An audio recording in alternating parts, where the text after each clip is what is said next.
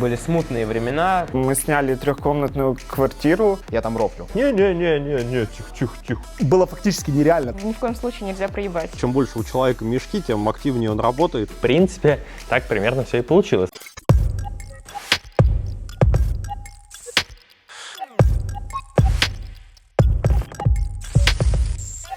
Всем привет, друзья! Прямо сейчас за моей спиной работает большая команда людей. Кого-то из них вы знаете, тех, кто в кадре, например, а кого-то не видели никогда. Но я уверена, что всем вам наверняка знакомо название Рухаб. В этом выпуске мы расскажем все об их прошлом, настоящем и будущем.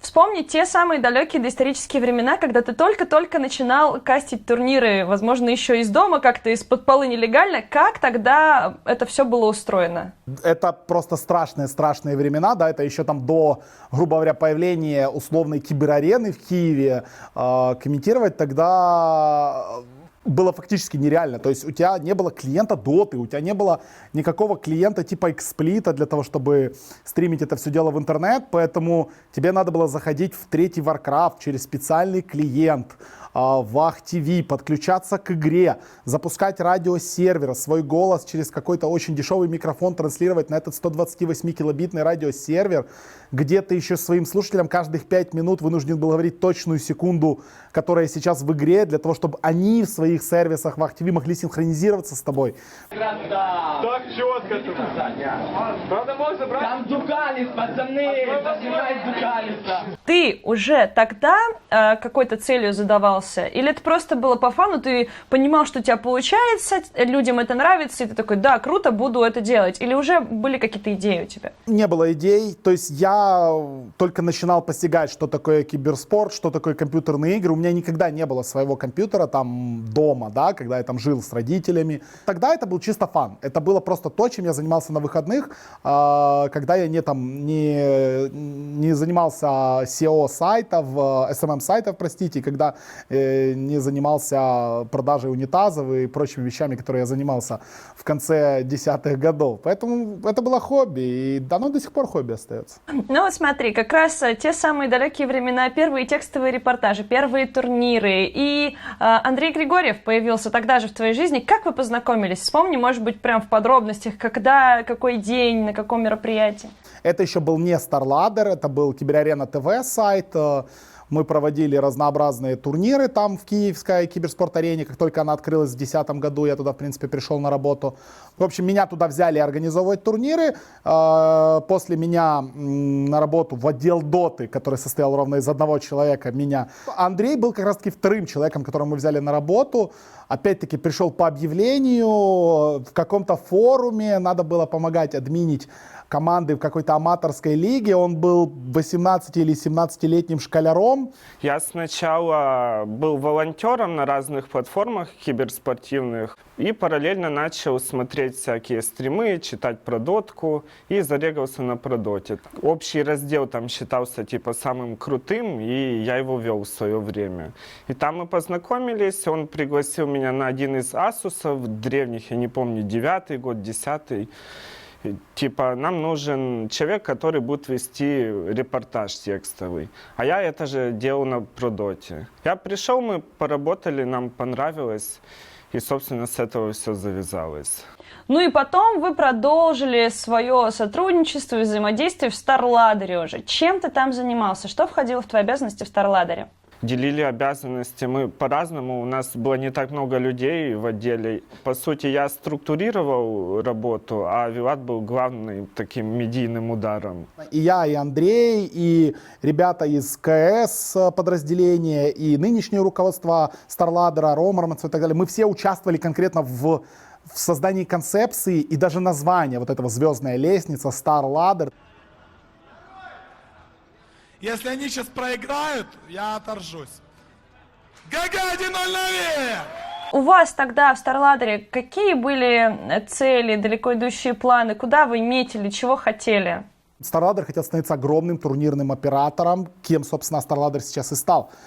Я же, и мы с Андреем, мы больше хотели уходить в сторону студии, развития студийного производства. Частично это связано с тем, что мы выросли немного из того котла, в котором варились. Плюс становилось очень тяжело отделять работу студии от турнирного оператора. Это слишком разные бизнесы. Рука об руку это фактически не могло существовать тогда, потому что были прямые конкуренты, была прямая конкуренция от DreamHack, от ESL, от других турнирных организаторов, которые просто-напросто не отдавали права своим прямым конкурентам. А мы очень хотели комментировать и освещать абсолютно все турниры по доте. Нам было без разницы, кто его проводит. Естественно, мы радовались своим турнирам больше всего, но нам хотелось освещать все. Нам не нравилось, что был определенный момент, когда мы могли остаться только с турнирами StarLadder и не освещать все остальное. С каждым турниром все тяжелее и тяжелее было договариваться об этих трансляциях. Поэтому, собственно, мы так и не нашли этого общего языка. И где-то приблизительно вот в 2014 году, под конец 2014, в начале 2015 года я начинал понимать, что, скорее всего, наши пути со StarLadder разойдутся, потому что у нас все-таки кардинально разные цели были. После третьего, ближе к четвертому International, и даже, тем более после четвертого International, когда комментаторы, аналитики, таланты англоязычные начали понимать, что, в принципе, в доте можно много зарабатывать, можно зарабатывать деньги уровня Counter-Strike, уровня League of Legends и так далее, они начали реально группироваться друг вокруг друга для того, чтобы друг друга защищать, для того, чтобы как-то быть одним целым организмом, для того, чтобы турниры не могли одного посылать, а другого дешевле нанимать, для того, чтобы была какая-то одна общая цена, одна общая цель. Перед квалификациями на 5-й International они впервые объединились полностью, и квалификации эти освещали не каждый сам на свой канал, как это было раньше. Они объединились и создали два больших канала, две больших студии. Одна была в Лос-Анджелесе, в доме БТС, а вторая была в доме Тугуда в Стокгольме. И та, что в Лос-Анджелесе, называлась North American Hub, NA Hub, та, что в Европе называлась EU Hub, European Hub. Ну и просто заразившись этой идеей, мы подумали, а почему бы нам не сделать то же самое? Почему бы нам не пособирать всех тех вот только зарождающуюся касту комментаторов и аналитиков как-то в кучу и не попытаться тоже вместе общаться с Valve, с турнирами и не создать такой себе на наших просторах CIS-хаб, как бы, да. Но потом мы поняли, что CIS-хаб, оно довольно тяжело выговаривается, к тому же CIS-хаб звучит по-английски, поэтому решили, что нужно от региона уйти к языку, на котором мы вещаем, и, собственно, называться в честь языка, на котором мы вещаем, поэтому мы создали каналы, которые назвали RU-хаб, RU-хаб, и вот именно под этим брендом попытались объединить всех и эту идею преподнести Valve на 5-м International, что вот посмотрите, как могут работать все таланты вместе. И это было круто. В то время, когда вы все задумались о создании такой студии, как RU-хаб, какие перспективы вы видели перед собой? Ну, были определенного рода далеко идущие планы. Думали, что это будет хорошая такая история, потому что фактически люди из разных мест, наиболее медийные, ну или одни из наиболее медийных вот, в сфере освещения того времени, ну, в принципе, и по сей день. И думали мы, что сможем под это дело найти хороших спонсоров и партнеров, и что за нами потянутся люди. В принципе, так примерно все и получилось на первых порах, да. И, собственно, Ярик это был человек, который в первую очередь закладывал какую-то, как же правильно назвать, медийную идею в это все. То есть у него уже был его канал, который раскручивался по чуть-чуть, обучающий канал. И, соответственно, мы с ним начали обсуждать, что вокруг этого канала можно построить вот такие программы. Параллельно мы будем делать общие программы, параллельно будем делать лайвы, параллельно студию в Киеве, в Москве. Вот это он был первый и единственный человек, с которым я это обсуждал. То есть, грубо говоря, само создание студии уже полноценной, а не просто объединение талантов до International мы обсуждали только с НСом, и на самом International у нас была первая встреча вживую, где опять-таки были я, где был Андрей, где был Ярик, где был нынешний главный продюсер мейнкаста Саша Смоглю, который на тот момент был главным продюсером StarLadder. И вот мы вчетвером впервые обсудили прям возможную потенциальное создание студии, отдельной от всего. Мы на голом энтузиазме начали работать, там первый месяц на имени Андрея мы получали права на турниры бесплатно, я там комментировал. Было, в принципе, очень весело. Мы сняли трехкомнатную квартиру возле автовокзала в Киеве, купили туда оборудование, так по минималочке, пару компьютеров, одну камеру. Кстати, на этой недавней квартире мы, если что, 2,5 года в итоге работали. И как-то вот прошел уже месяц, полтора, и со спонсорами было туговато, то есть мы там находили какие-то копейки, но было уже понятно, что если мы хотели создать вот целую полноценную студию, всех собрать до кучи, нам нужны будут деньги, нам нужен будет инвестор. Я предложил им на базе, ну не то что на базе Virtus.pro студии, а просто пообщаться с Антоном. И уж там какую-то Антон мог предоставить нам базу, потому что на тот момент он активно занимался киберспортом, развивался вот этот весь eSforce Holding наш.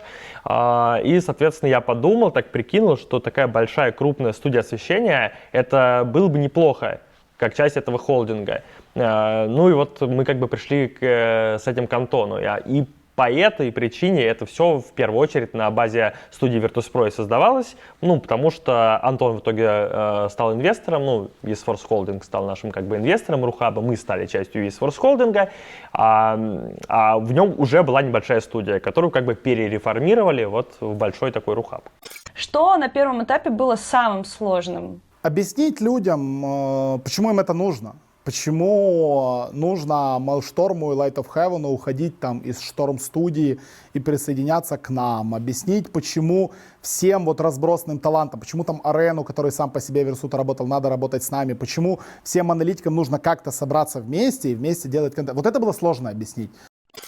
Расскажи поподробнее, что на первых порах из себя представляла твоя работа? Это же было не только в кадре. Я всегда вел YouTube-канал, Ну да. да, вот этот свой. И с этим была связана большая часть моей работы.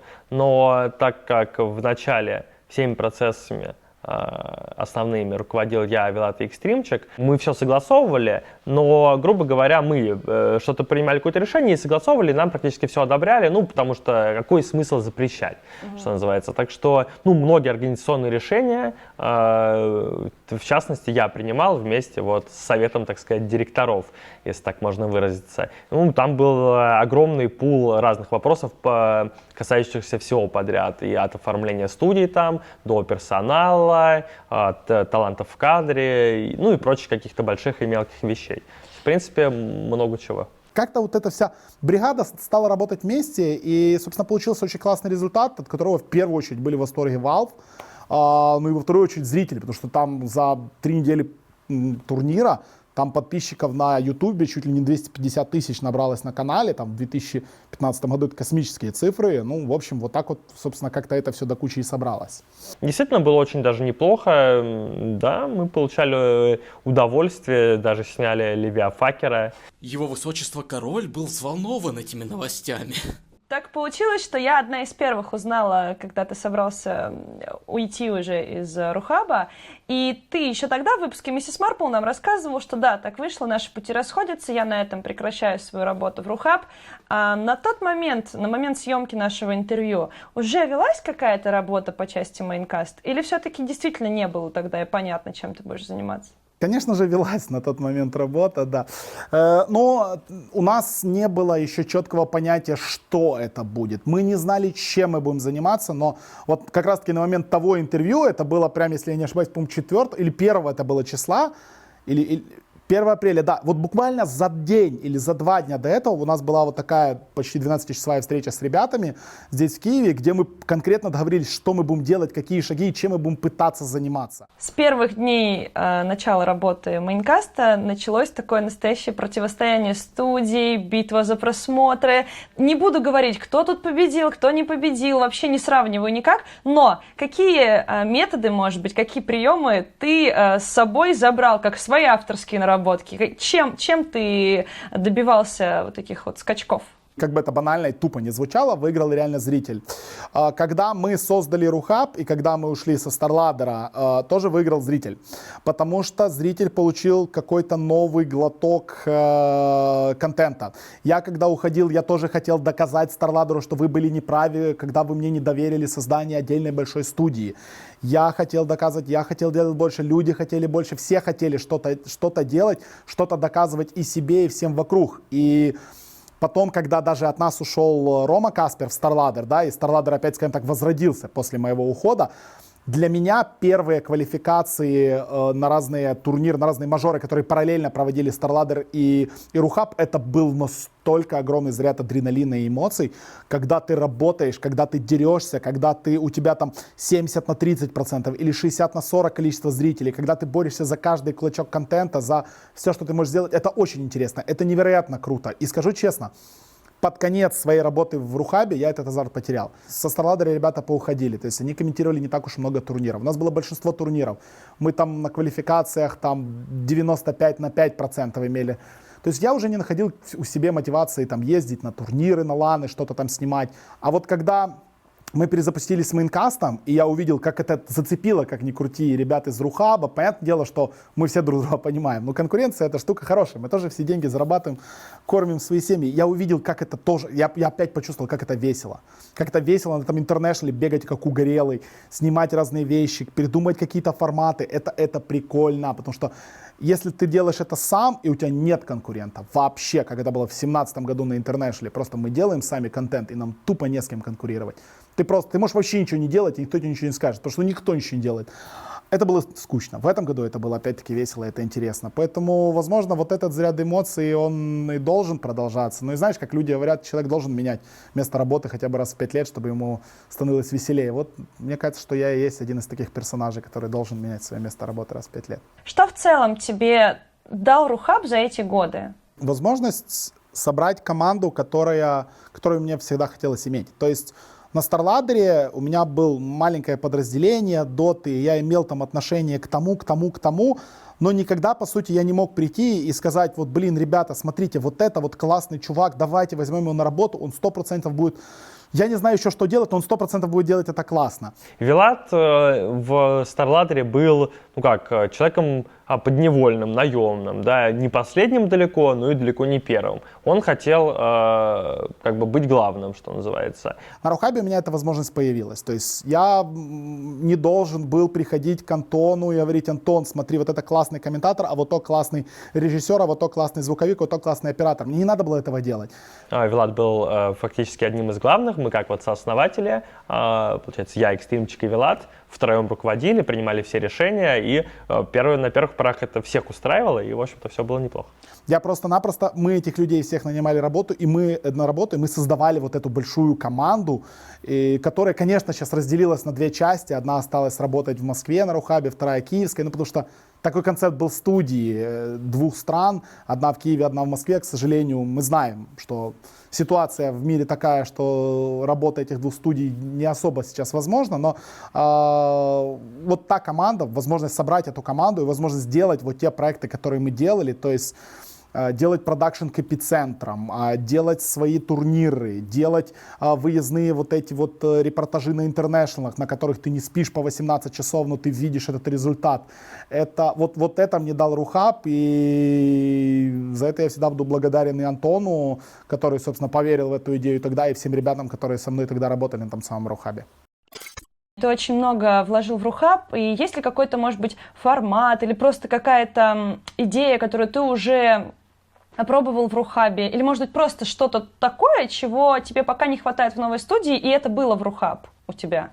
Вот мне нравилось очень сильно в формате Йота-арены то, что там сидели несколько юнитов, и ты постоянно ходишь, общаешься с другими командами, с другими ребятами из других компаний, и ты каждый день можешь учиться чему-то новому, что-то услышать, потому что бизнесы, они хоть и разные, но не все из одной сферы, и ты каждый день мог почерпнуть что-то новое для себя. Вот этого нетворкинга, скажем так, ежедневного немножечко не хватает.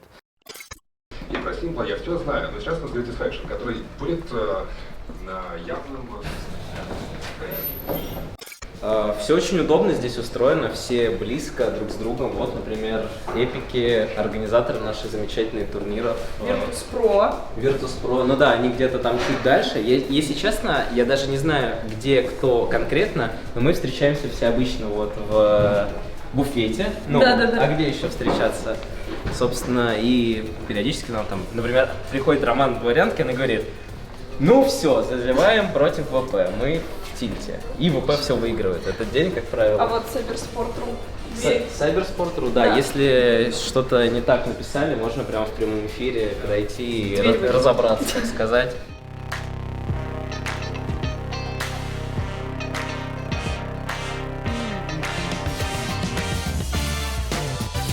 У нас есть такие вот замечательные всякие комнаты, где можно, например, что-то там обсудить, или какие-то занятия у нас тогда проходили, где нас учили, как набирать воздуха в рот.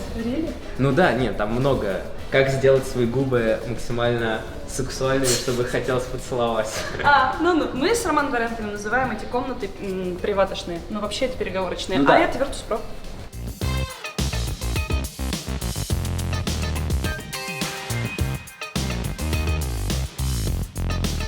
Ну и приближаемся к самому главному, наверное, месту. Это кофейному магазинчику. Да, вы хилитесь, когда работаете, правда ведь? Ну, это на самом деле кажется такая мелочь, но это очень приятно, что можно, не выходя никуда особо из здания, купить себе кофе. Вот, например, скажем, были в Старладере, там этого очень не хватало. Видали, что могу? Да, Маша тут намашнила себя. Но это все не просто вот выход в кофейный магазин, тут еще есть игровые залы, тут еще есть компьютерный клуб. Там тоже есть помещение, в котором можно провести какие-то автопати и так далее. Это тоже все очень удобно, что все проходит здесь и, собственно... И вот оно. Заходишь в Йота-арену, здесь всегда пасутся вот эти ребята, таланты, аналитики, кастеры Рухаба. Ну, и удобно. Короче говоря, особенно зимой, когда можно в тапочках просто вот так вот выйти, никуда ничего не обходя, не выходя и... Сейчас будем пить кофеечек, но прежде чем мы его закажем, вон там магазин Фрагстор еще у нас есть.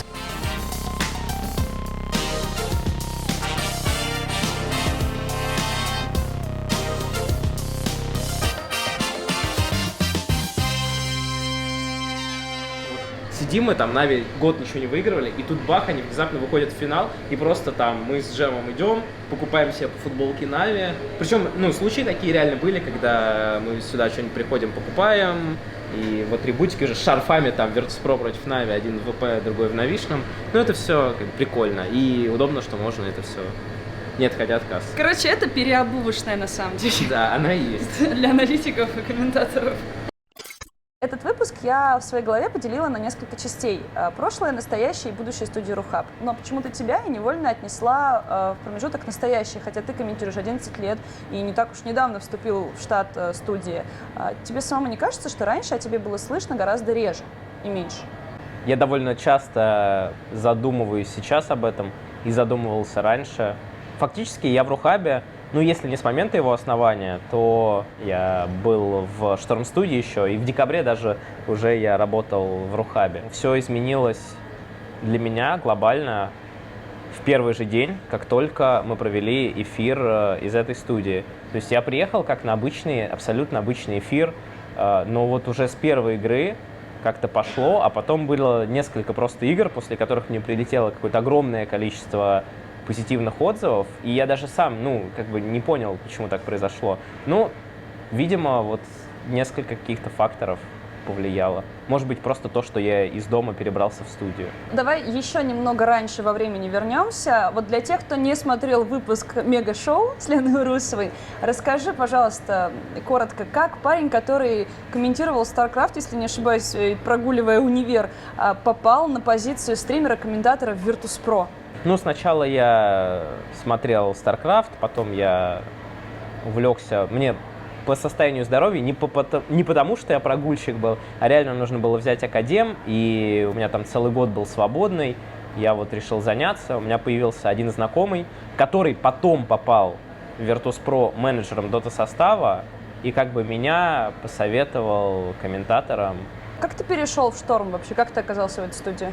Там были смутные времена. В 2014 году там, нас позвали на Инт, но я там на 4 канале с Форсом проработал. Было мало матчей, и все забирали какие-то студии, ну, какие-то, Вилат все забирал, короче, все вот там StarLadder забирал, и оставались какие-то ошметки. Было все очень плохо, и мне в какой-то момент написал Олег ПРБ, он в Нави тогда еще работал, что, мол, вот так и так. Но я, честно говоря, вообще без энтузиазма, я сказал, что нет, я в ВП. хотя я получал тогда там супер копеечные деньги и ничего не делал. Мне в итоге позвонил Zero Gravity. Сам. Да. Ну и как бы его дар убеждения, на самом деле он мне просто сказал, ты не подумай, что мы хотим тебя как-то просто как бы куда-то сманить, мы тебе реально предлагаем место тир-1 комментатора, и потом, чего ты теряешь, ты же вообще сидишь, ничего не делаешь. И я подумал, что действительно, а что я теряю? Я поехал на 5-й инт, и было много хороших отзывов. Как раз-таки после перехода из Шторм-студии в Рухаб пошел спад. То есть Шторм-студия дала много, просто я там находился не так долго, я там был меньше года. У тебя никогда не было мысли попасть самому в StarLadder, чтобы было что комментировать, дорваться до турниров крутых? Нет, никогда не было. Почему? В StarLadder никогда не хотел попасть, ну потому что я считал, что я в другом лагере, я даже не знаю, как объяснить. И причем, ну, стоит оговориться, что Вилат не то, что там, Вилат никогда ничего не запрещал, и наоборот, как раз StarLadder можно было комментить, но он подушивал другим образом, то есть их смотрело там 10 тысяч, 20 тысяч человек, а меня 500 человек, и мне почему-то казалось это супер мало, хотя на самом деле 500 человек для, ну, сейчас это вполне можно прожить стримеру. И тут Вилат перестает быть StarLadder'ом и становится началом чего-то большого под названием Рухаб. А как ты стал сотрудником этой студии? Ну, Вилат, на самом деле, еще когда я был в Шторм-студии, он как бы закидывал несколько раз удочку. Он еще писал году в 2013 изначально, но потом там все затянулось. В общем, они предлагали.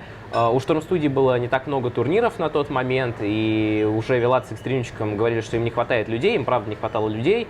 Рухаб выкупил все, и Шторм-студия вынуждена была влиться в Рухаб, собственно, и Lost таким образом присоединился, и все, кто были, я так понимаю, и Crystal May как раз, и Джем, и вот это вот наша часть Шторм-студийная. Но, возможно, если бы я тогда дольше находился в Шторм-студии, мне было бы тогда лучше. Это была довольно серьезная ошибка. Такая теория, что все-таки, находясь в одной вот организации с таким комментатором, как Вилат, даже если он пытается тебе там передать право первой скрипки, ты все равно хорошо не сыграешь. Ты в его все тени равно остаешься. он, да, даже несмотря на то, что он отдавал нам гранд-финалы, он уже не забирал все, это не работало, все равно он, ну, как бы все было вокруг него, и, видимо, мне было слишком это тяжко, что ли, не знаю. Как раз мой переход в Рухаб и скатывание по всем параметрам привело к тому, что на 6-й за International меня не позвали, мне написал там Экстримчик, Вилат, что так и так, сорян, это не мы решаем. Это, наверное, был самое дно вот в тот момент, ну то есть об которое я довольно больно ударился и находился на нем долго, то есть я не попал на следующий мейджор, на еще один мейджор потом, даже уже и обсервером. А на 6-й инт меня еще, ну, сказали, что вот обсервером есть вариант поехать. Дал этот опыт что-то полезное? Поставил на место. Ну, серьезно, ну, как бы он дал понять, что всю, ну, как бы сказка очень быстро может кончиться, если ничего не поменять, если ничего не сделать, то тебя никто не заметит и никому не нужен. Ну, это была реально жесткая такая пощечина прям.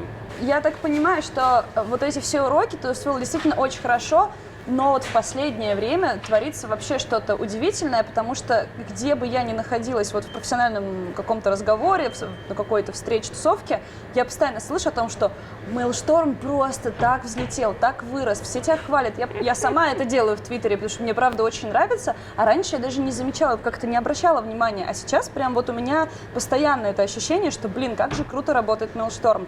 Как ты думаешь, почему? И, может быть, как раз-таки тогда тебе этого не хватало, но вот что это такое, что это за зерно такое? Я не знаю. Приятно, конечно, на самом деле слышать такое. Очень много, я считаю, мне все-таки помогло именно занятия с нашим наставником, которые у нас были здесь. Там было буквально 4 занятия, но там были просто, грубо говоря, даны упражнения для домашних занятий, да, что нужно делать дома. Возможно, они даже не так немного дали, как просто они дали уверенность какую-то. В прошлом году, когда шли к Валу на инт, и я к вам заходила в студию, и много кто побывал, вы тогда на перегонки с мейнкастом просто рофлили нон-стопом. В эфире рубрика «Штормовые новости» и ее ведущий Maelstrom. Тебе самому как интереснее и приятнее работать, когда ты в майке ведешь новости или когда все по-серьезному, все размеренно, все официально? Не знаю, мне одинаково легко, что в той роли, если она должна быть такой. То есть, если идет серьезный турнир, где я должен серьезно комментировать, а я делаю какую-то хрень, то это, конечно, плохо. А если есть какой-то момент такой, который можно немножко обыграть, то почему бы и нет? Если стул, например, шатается. Да, там можно там. Короче говоря, это зависит только от ситуации исключительно. Тебе не так давно довелось поработать на телеке, и ты сам сказал, что есть многие параметры, по которым, конечно же, нашим киберспортивным студиям еще далеко до такого уровня, до такого качества. Как ты думаешь, вообще для аудитории, насколько это важно, и насколько далек от такого уровня Рухаб еще пока? Рухаб прям сильно поднагнал за то время. То есть буквально я это говорил пару месяцев назад. Да. За эти пару месяцев много изменилось, и как раз то, чего не хватало, оно добавилось. Но все равно еще немножко здесь, наверное, разность формата. Все-таки ТВ-формат — это ТВ-формат. Это не нужно аудитории, это точно. То есть взять все лучшее, я думаю, что Рухаб многое сейчас взял, именно там качество картинки, грубо говоря, да, оформление там студии, следить за внешним видом и студии, и комментаторов, но официальность какая-то излишняя, она вообще ни к чему. Рухаб — это не просто студия, это прежде всего ее лица.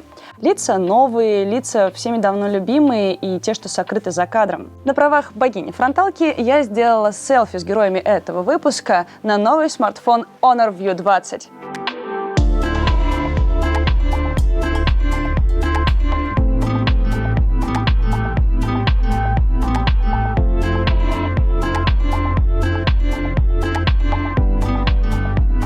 Кстати, камера на этом смартфоне с искусственным интеллектом, так что фотки получились просто безупречные. Все селфи, которые я сделала на этот телефон, я выложила в свои соцсети. Вам я предлагаю в комментариях написать, кто из людей на фотографиях лично у вас ассоциируется с Рухабом больше всех остальных. И обязательно напишите, почему. И еще немного про смартфон. Вот вам честный фидбэк. Во-первых, этот красавчик шикарно смотрелся в кадре весь выпуск, он безумно круто подходит к моим новым волосам. У меня сейчас премиум-версия красного цвета, созданная в сотрудничестве с Moschino.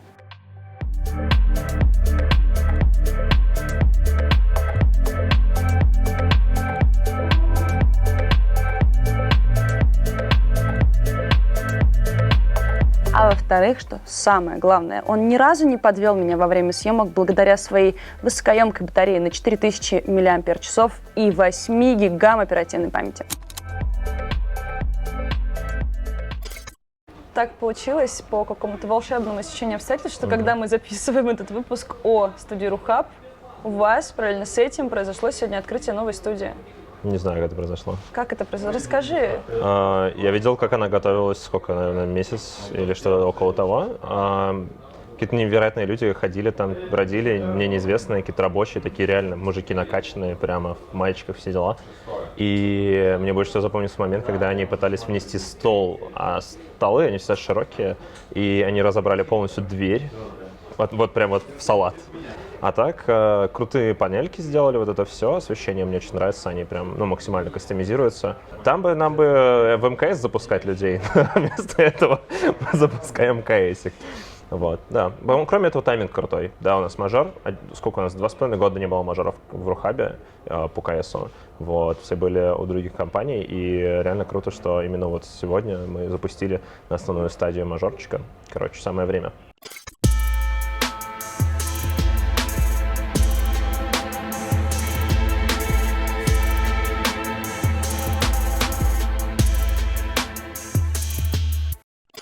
Есть две рабочие станции у сотрудника студии Рухаб. Студия Рухаб и столовка. Кухня у нас место сопряжения всех людей, которых ты не знаешь. Да, то есть ты приходишь, точно. На студию, тут уже люди, которые и в сайберспорте работают, в продажах работают, в ФКС, кто-то еще у нас тут из спорта. Virtus.pro, Cybersport.ru. Virtus.pro, да, вот опять же, можно с Дворянкиным поболтать, это всегда кайфово, потому что... Почему ты только Дворянкина вспоминаешь? Потому что всех остальных ты не знаешь, ты просто приходишь, я вот сколько их вижу, этих людей, я не знаю, уже год я здесь тусую. Понимаю. Каждый день я прихожу и такой, прикольные люди, да, вроде знакомые лица, чем они занимаются, что они они делают. Как-то там по каким-то разговорам, каким-то... ну, Epic Event Sports, всегда можно у них узнать, что у них там творится, какие планы, что будет происходить вообще в турнирной сфере. Поэтому всегда можно выцепить кого-то интересный разговор, если прям совсем скучно. Вот. А когда вот, например, иногда Нави только что была, прям тут вообще все расселись, там дотеры, не дотеры, люди из одной сферы, из другой сферы. Всем интересно посмотреть, как играет Нави на большом экране. Это приятно, это удобно. Такой домашний стайл. Ты начинал именно комментировать доту в составе Рухаб, и потом появился КС. Как он появился вообще в формате Рухаб, КС? Наоборот, все самое интересное. Ну, то есть, нет, подожди, Рухаб? Рухаб. Короче, когда я был в Штормах, произошел момент.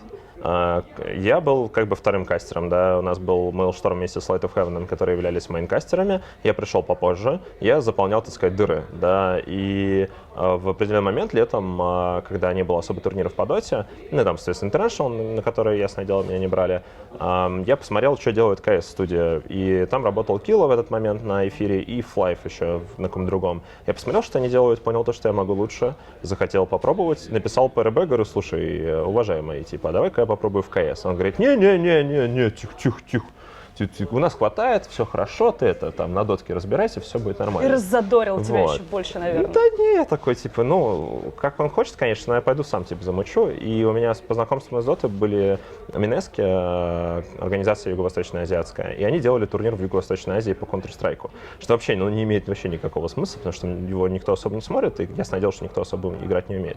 Но так я не умел комментировать, они умели играть, это было идеально. Да, мне нормально было. Соответственно, я пошел к ним, спросил, что как. Вообще они дали мне возможность покомментировать турнир. Я его покомментировал на канал Шторм Студии. Вроде заехал ничего так. Зрители тоже нормально меня приняли, потому что часть народа даже не знала, что я дота-комментатор. Понятное дело, что с моей базой было не так сложно. Я постепенно изучал точки, я постепенно изучал команды. Ну так, вяленько. А потом через где-то примерно там полмесяца, наверное, ПРБ говорит, приезжай на мажор. Я такой, чё? В общем, я приехал в Киев, я половину мест на картах не знал, половину спецкоманд не знал, вообще ни черта не подозревал, что сейчас будет происходить. Прихожу на второй канал, слава богу, мне говорят, вот, типа, вот, наслаждаешься, там студия 2, вот, тут Ухо с Сеней комментирует, вот тут ты, типа, там, на загвоздках Нави студии, причем это все происходило.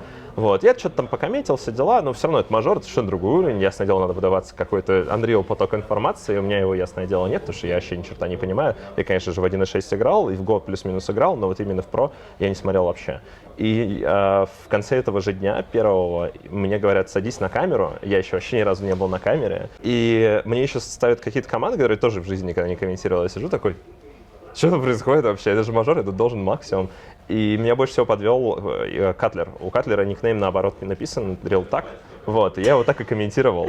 Вот, но я не знал, не имел ни малейшего понятия. Да. Но вопрос в другом, что ошибки новичков должны стругаться где-то на квалификациях или там на каких-то тир-2 турнирах, а тут мажор. Было жестко. И вот как раз-таки после этого ПРБ уже решил, что я кейсер, и из-за этого появился джем. Но если бы я не ушел бы, я был бы на его месте, потом бы уже как дотер перешел бы в Рухаб, но я перешел как кейсер. Ну, с Майлом мы тоже перетащили, потому что матчей много, нужны московские кастеры на всякие ивенты, на которые ты не хочешь привозить тех людей, которые не живут в Москве.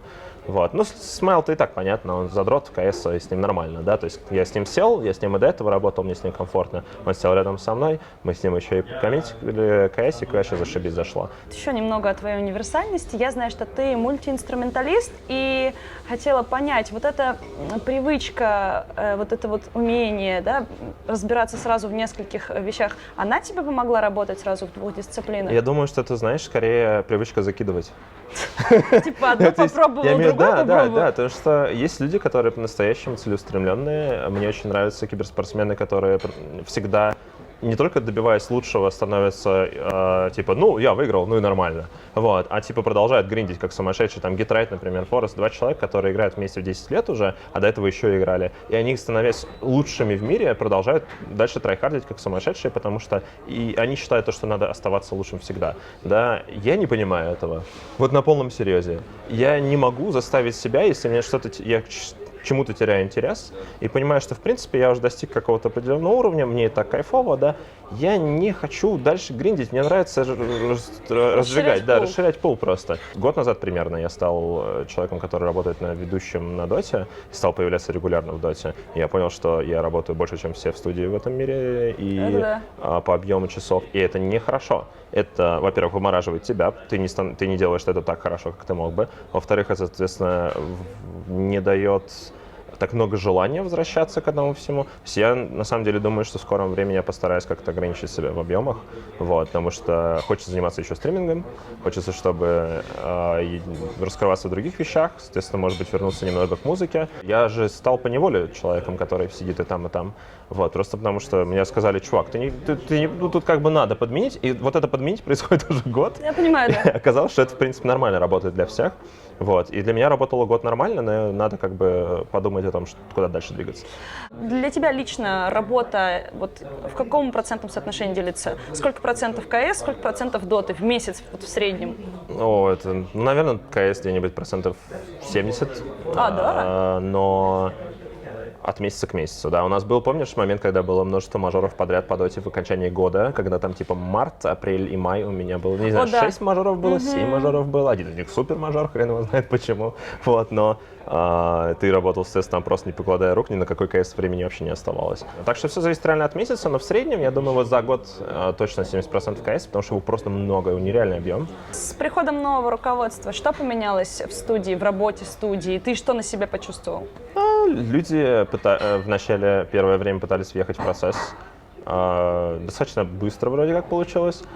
Все остальное время мы вроде наладили реально все, что вот, ну, все вот эти движения в лайве, там графику, внешнее оформление, то, как мы работаем с точки зрения именно таймингов, там, дисциплины, вот этого всего. Все становится еще лучше, очень грамотно, очень спокойно. И я бы сказал то, что не было момента, когда я такой: что вообще происходит, почему я вот там, почему вот тут. То есть все вопросы сглаживаются, все приходит к консенсусу, потому что людей больше, потому что люди начали заниматься не вот этим, а хотя бы как-то разделять функции. Чем больше у человека мешки, тем активнее он работает, и значит, тем сильнее он вовлечен во все процессы. Человек с большущими мешками под глазами, но хорошо загримированными, который сидит в этом кресле, генеральный продюсер студии Рухаб Антон Олейник. Вы могли видеть этого прекрасного человека в выпуске «Миссис Марпл» про турнир Мегафон Winter Clash, но, возможно, вы тогда не подозревали, кто же он на самом деле. Расскажи, пожалуйста, подробнее о своей должности, что вообще входит в твои обязанности.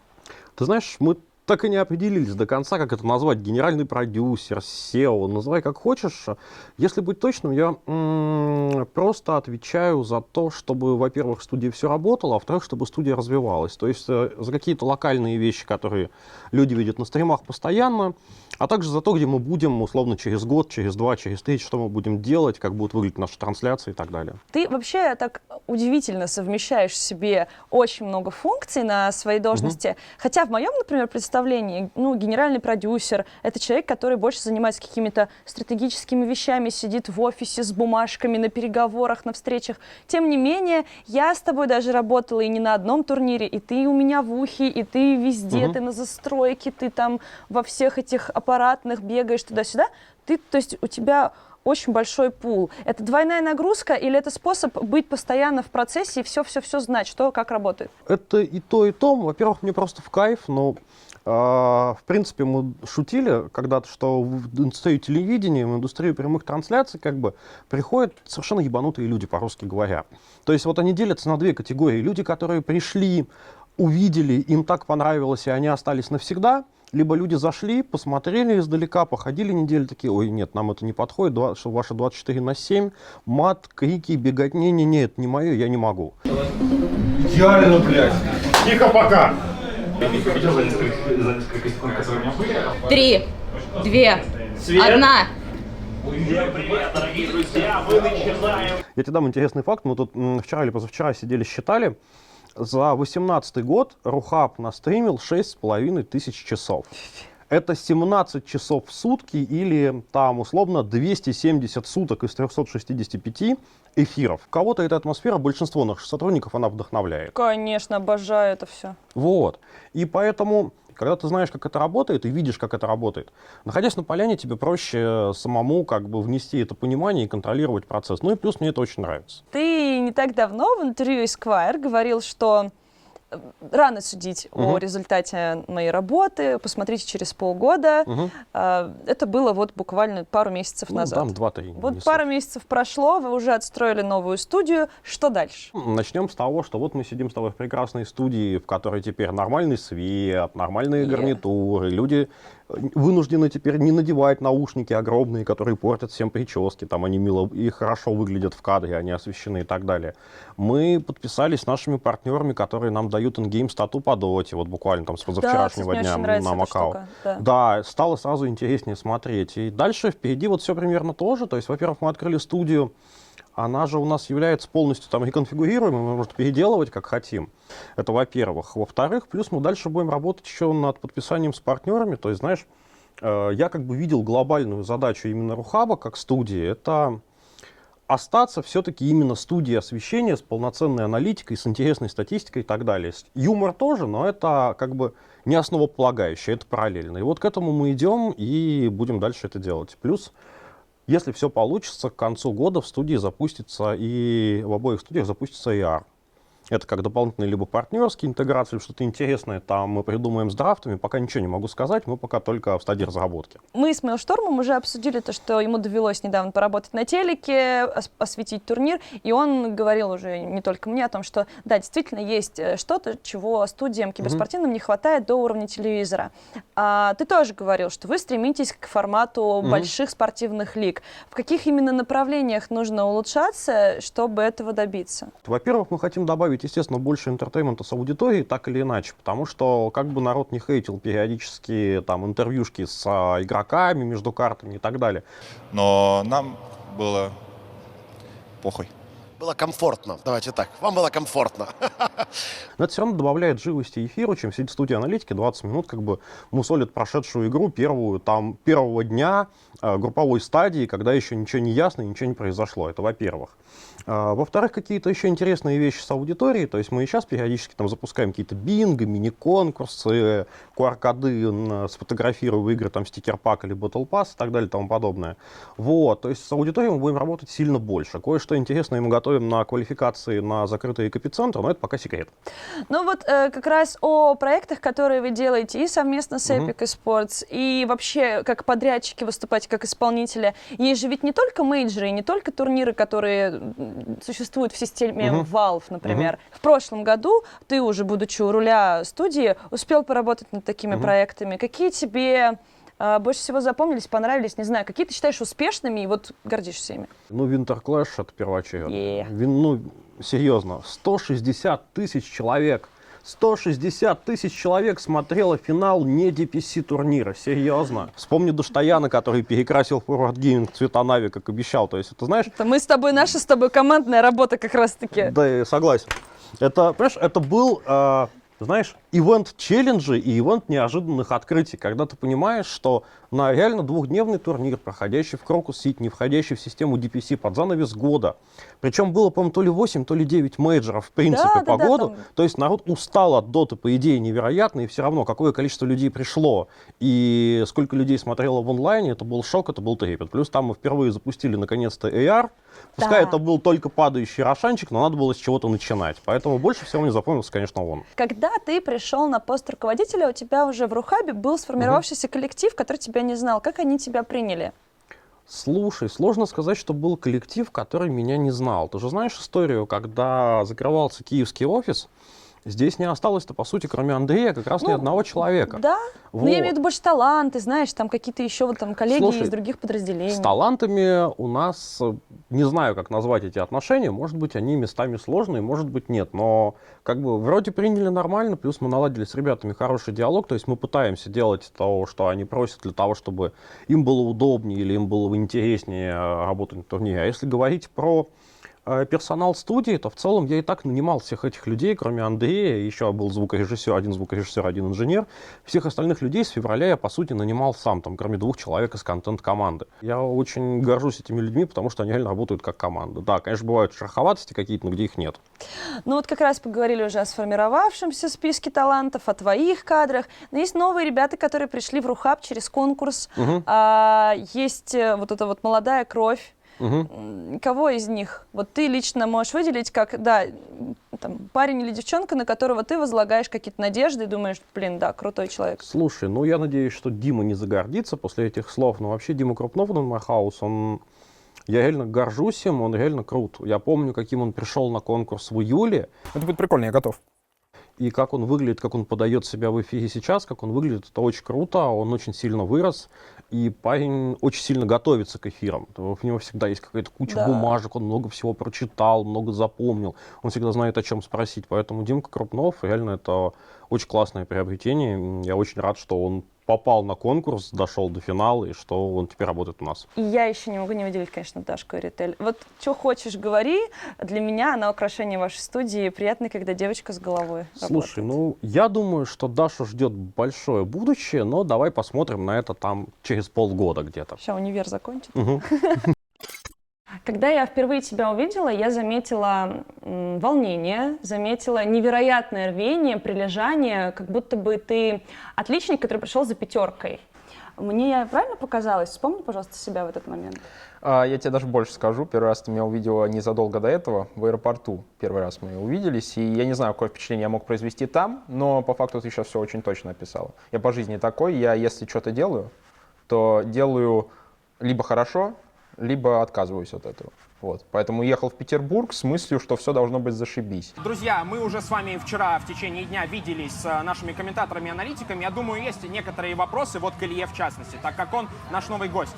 Это была осень, это был безумно длинный день, потому что что-то там было с гримером, я так и не помню, но мне нужно было приходить в 10 утра, и игра должна быть по расписанию, была в 6 начаться, а она началась там еще этого позже, часа на 2, по-моему.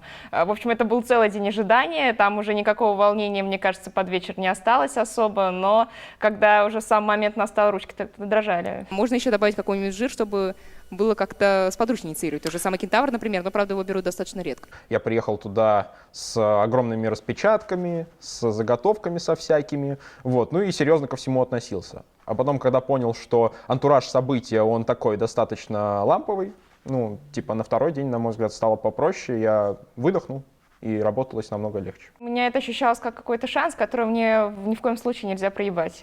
Вот просто максимальная концентрация какая-то.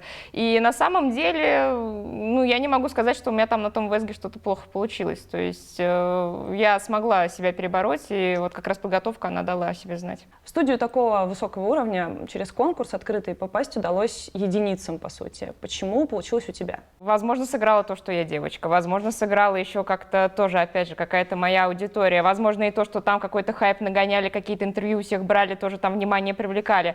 Но это был, конечно, нонсенс для меня. И я думаю, что для, в принципе, студии, потому что это впервые был какой-то конкурс, на котором какие-то слоты куда-то разыгрывались. Задолго до этого конкурса я начал что-то делать для того, чтобы сюда попасть. Вообще попадание куда-либо — это использованный шанс. Он у тебя появляется, и либо ты его используешь, либо нет. Чтобы мне его использовать, мне понадобилось пропустить тусовку, на которую я очень хотел попасть. Я остался дома писать сценарий для ролика, который потом отправил на первый этап этого конкурса. Гречка. Если подумать, удивительно символичный продукт. Получилось неплохо, пошел снимать, снял. Вот. И это все делалось на энтузиазме. Ну, то есть хотел, сделал, и вот я здесь. Я, наверное, до сих пор смотрю на это как на какое-то чудо. Кто из твоих нынешних коллег на том этапе тебя больше всех поддерживал? Первым был Inmate. Мы как раз были еще в Петербурге, пошли в ресторан. В общем, больше как-то так сложилось, что мы с ним общались, чем с кем-либо еще. Потом был Lost, он меня инструктировал по поводу того, как правильно жить. Мы ехали в автобусе, он мне рассказывал, как жить. Мы сидели в ресторане, он мне рассказывал, как есть супы. Да на самом деле все понемногу поддерживали. Я не могу кого-то особо выделить, но ко мне часто какими-то там советами приходили, кто-то там мне что-то говорил, как лучше себя вести, как лучше расслабиться, или там на мотив «забей на ошибки, не обращай так сильно на них внимания, не загоняйся». Очень много какой-то поддержки было, и действительно мне это очень сильно помогло. Как тебя до сих пор не выперли из универа? Наверное, это только потому, что оттуда вылететь может только конченый человек. Там, наверное, только на моем факультете такое практикуется, но там, наверное, пересдач 8 тебе предложат, прежде чем тебя наконец-то отчислят. Тебе максимальное количество отработок, там, каких-то хождений навстречу и прочее. Слишком много тебе уступок делают, всегда пойдут навстречу, абсолютно всегда. И, наверное, только поэтому. Мне кажется, из любого другого факультета универа меня бы уже 1000 раз выперли. Вопрос-то хороший, на самом деле. Ну, в общем, просто держу руку на пульсе. Пишу людям, что происходит, они говорят, дедлайн тогда-то, дедлайн тогда-то. Ну, в целом это не так сложно, на самом деле. Просто на 3-м курсе у меня направление такое, что можно не ходить на пары. Люди уже работают, большинство у нас на факультете, вот, поэтому проблем никаких не возникает. Допустим, я однажды приходила сдавать зачет заранее, это было как раз в зимнем семестре, из-за работы приходилось прийти заранее сдать. И я подошла к преподавателю, он такой довольно в летах, там лет ему 50, наверное, было. Сажусь за стол, я у него в кабинете была, ну, как в учительской какой-то своеобразной, где он сидел. И он мне говорит, ну и как, кем ты работаешь, что тебе нужно сдавать зачет? Я говорю, комментатором работаю. И он меня спрашивает, а комментатором чего? И я вот кашусь на уголок его стола, вижу, там флажочек Локомотива висит. Я сказала, футбольный. Он такой, футбольный? Ну, отлично. Он меня очень легко принял зачет. То есть, ну, уворачиваться приходится. Я, как правило, лишний раз не говорю, кем конкретно работаю, потому что лишний раз приходится что-то объяснять. Бизнес-информатика — это непонятная субстанция абсолютно. В общем, оттуда выходят полуменеджеры, полупрограммисты. Ну, если делают что-то, конечно. Если не делают, то выходит абсолютно никто, потому что последние 2 курса мы проходим, ну, практически ничего. Потому что предполагается, что на 3-м курсе ты уже идешь работать. Вот, собственно, поэтому с Рухабом тоже все очень удачно по времени сложилось. Вот. Ну и помимо бизнес-информатики есть военная кафедра. Это абсолютно прекрасная структура. Иначе я про нее сказать не могу. Мне надо отходить на нее еще 1,5 года. Поучу младшего лейтенанта ракетных войск и распрощаюсь с этим навсегда и надолго, надеюсь. Насколько прокачались твои соцсети с твоим приходом в штат Рухаба? Но, если честно, я ими не столько занималась до того, как попала в Рухаб, чтобы они как-то сильно прокачивались, потому что, к сожалению, залог того, что чем активнее они, тем лучше в них активность от пользователей. Прокачались они не из-за того, что я в Рухаб пришел, а из-за того, что меня Мила репостнула. Все. Больше ничего не было. У меня было 0 подписчиков, потом стало 20, я просто что-то в Твиттер писать начал, потом репостнула Мила, их стало 600, и сейчас их 670, поэтому вот и все. Так-то, когда я приходила, у меня там было где-то, ну, по 1000 подписчиков везде максимум, сейчас там где-то в Инстаграме 10 тысяч, там в Твиттере условно 6 тысяч, то есть солидно, конечно, покачали медийку. Любая соцсеть, которой пользуется русскоязычная комьюнити, /7 in my house. Я там рофлю. Назови 3 основных привилегии сотрудника студии Рухаб. Бесплатная водичка в кулерах, неограниченное количество чая. Автопати, турниры, ну и 3-я привилегия, вот еда бесплатная. Если тут эфиры, допустим, а ты на нем не работаешь, ты можешь приехать в Йоту, войти сюда и у кого-нибудь обед своровать, вот это вообще отлично. И возможность оставить тапочки так, чтобы их даже не украли. С кем ты мечтаешь поработать в одной студии? В конечном итоге я себя вижу среди профессиональной англоязычной студии освещения.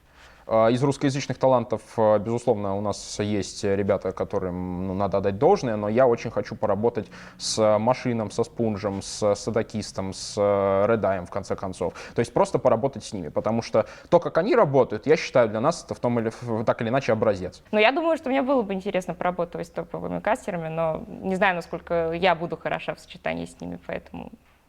Так, оставим это какой-то такой далекой и несбыточной мечтой. Что дает тебе эта работа? Помимо того факта, что это, наверное, лучшая работа, на которой я бы мог сейчас оказаться, она мне дает воспоминания, она мне дает прекрасные впечатления. Она дает мне возможность заниматься своим любимым делом, она дает мне возможность заниматься помимо своего любимого дела другими любимыми делами, что очень хорошо. Она дает мне, наверное, идеальный для меня график. Я тот человек, который просто не вынес бы каждый божий день вставать в какой-нибудь чертов офис там в 6 утра и каждый раз там с 8 до 5 пахать условно. Прекрасное комьюнити оно нам дает. Я говорю не про людей, которые смотрят наши трансляции, они далеко не всегда прекрасные. Я говорю про людей, с которыми я работаю, потому что наш бэкстейдж рухабовский — это абсолютно шикарные люди. На самом деле очень много положительных эмоций. Наверное, я понимаю, что то, чем я сейчас занимаюсь, это дело моей жизни, это смысл моей жизни. Какие планы? Не вылететь из универа, закончить его. Я не думаю, что у меня сложится все так по жизни, что я буду только ведущим аналитики или комментатором. Кстати, вот покомментировать здесь тоже хочу. Попасть на International тоже было бы хорошо, конечно, но я думаю, что International столько не хватит, чтобы на меня еще досталось. Я просто думаю, что куда-то дальше это все может уйти. Я бы с удовольствием на баскетболе поработал на каком-нибудь. Я очень сильно планирую расширить свою деятельность и надеюсь, что у меня получится. На ближайший год я еще здесь как минимум точно задержусь. Может, на больше, как сложится.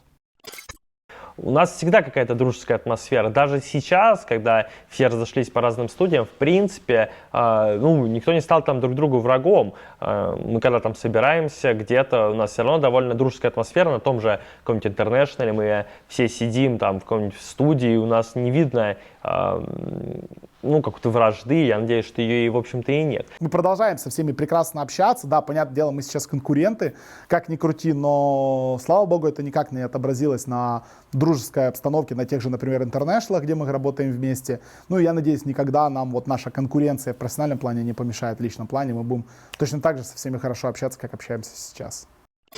Раз рапирка, два рапирка, Александр Юрьевич! Очень важная информация. Ты свои уста не открывай. Почему дрищ? Ну мы с ним примерно одинакового телосложения. Боже мой! 1003!